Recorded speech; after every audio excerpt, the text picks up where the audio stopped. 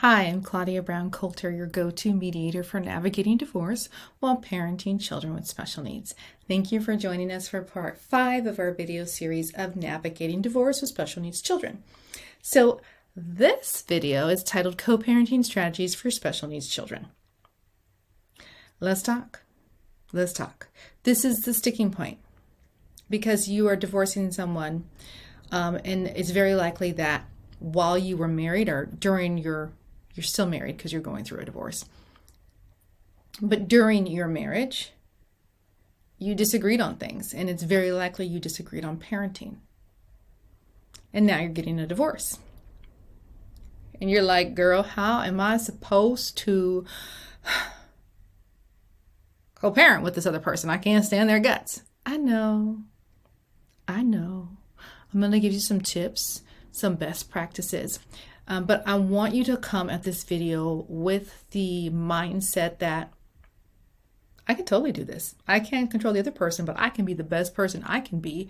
And let me tell you, please believe me when I tell you time is going to be on your side. You will wear them down. You will wear them down with your excellent parenting and your excellent co-parenting. So do not give up on this. Do not give up on this. Okay. And I should say, a lot of my couples, they want to work together. They just need help figuring out how that should look like and what it should sound like. But most people, they have their heart in the right place. They're just going through a divorce, and so there's a lot lost in communication. That's where I come in as a mediator. So let's talk about some things. One of the best things you can do is align your routines. This is where you throw your hands up in the air and go, this girl is nuts. I know. It's okay.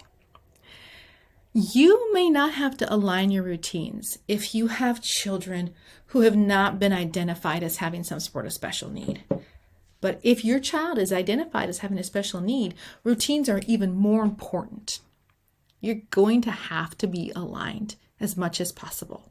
So the first step is just creating that, maintaining that consistency. This is what we've always done. We're going to keep doing this. If it needs to be improved upon, we can improve upon it, but we have to keep this routine going. So you want to maintain routines and you want to do your best to have them in alignment. Here's another one. Do your best to have unified rules and discipline. Kids are smart. They know what to say to you versus what to say to their other parent, because they know how you're going to react.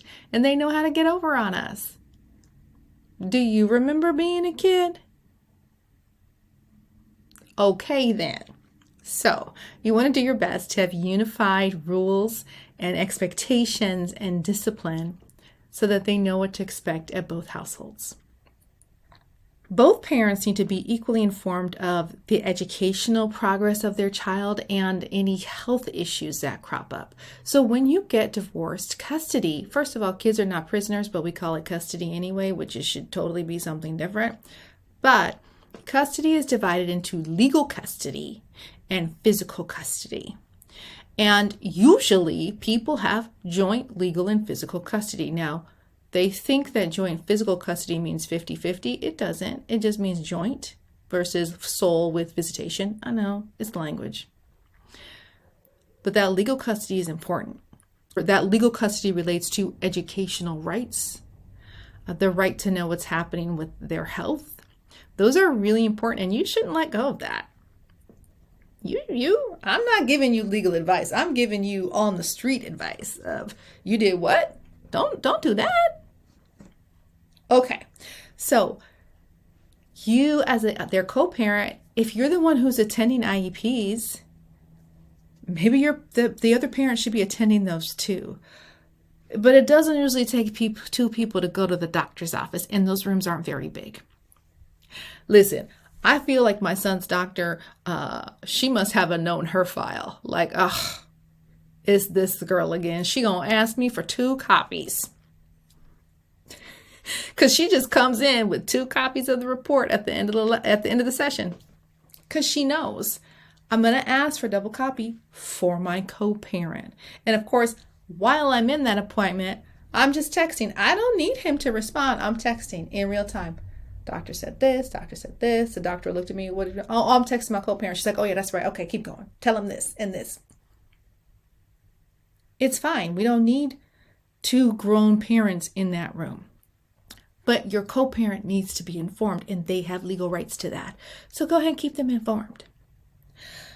Lean heavily on technology. Lean in to those parenting apps. Yes, they cost a little bit of money, but if they save you grief, do that. Look through a couple. Don't just take the first one you hear.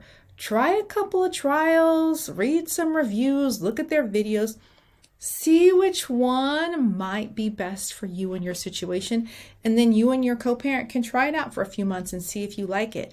Because they've got things there where I'm owed this money because I covered this bill. I need you to split it. It'll communicate that with them. They'll correct your tone and messages so that your text is not so aggressive sounding. We have all been there. There is no judgment. There is no judgment. That's why it's a rough draft. And then we revise and edit. Those apps have shared calendars so you guys can see if you need to switch or move days around. So lean on that technology. And then also think about, where can I store securely? Where can I securely store digital files of things? Maybe your doctor's office won't give you an extra copy, or maybe your co-parent doesn't want any physical copies of the IEP. Scan that baby and upload it to the cloud. That way there's always access, and there's access for you, and dude, less clutter in your house. Just make sure it's stored securely.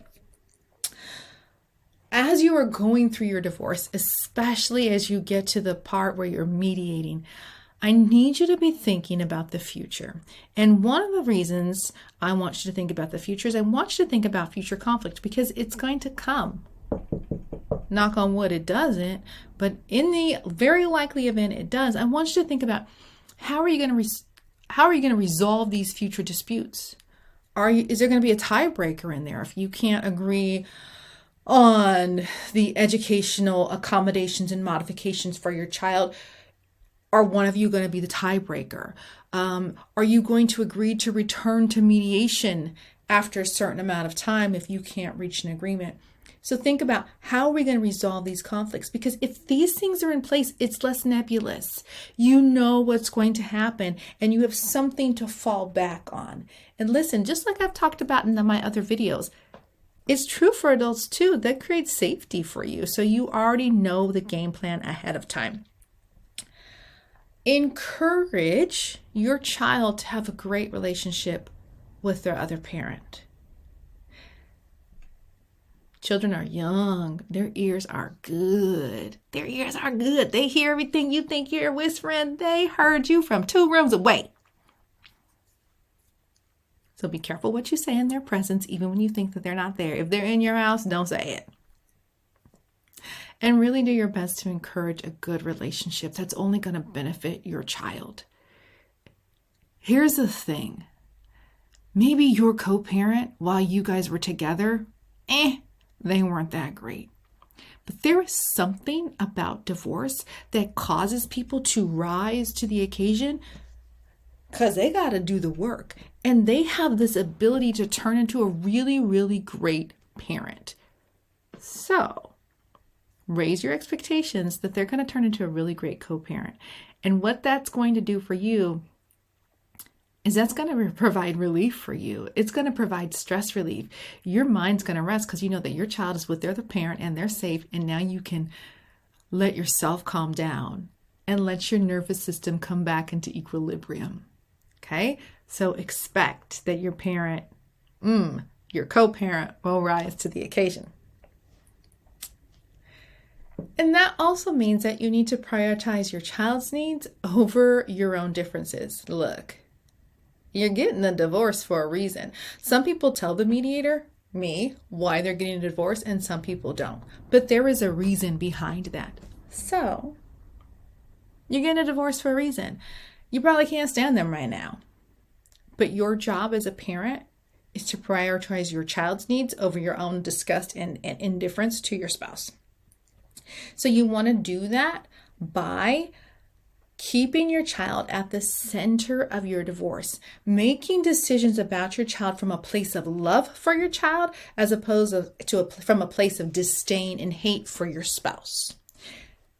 Because then your child is a pawn. But if it's these decisions I'm making are for you because I love you, and your parents are like, other parents are like, yeah, we're making these decisions for you because we love you.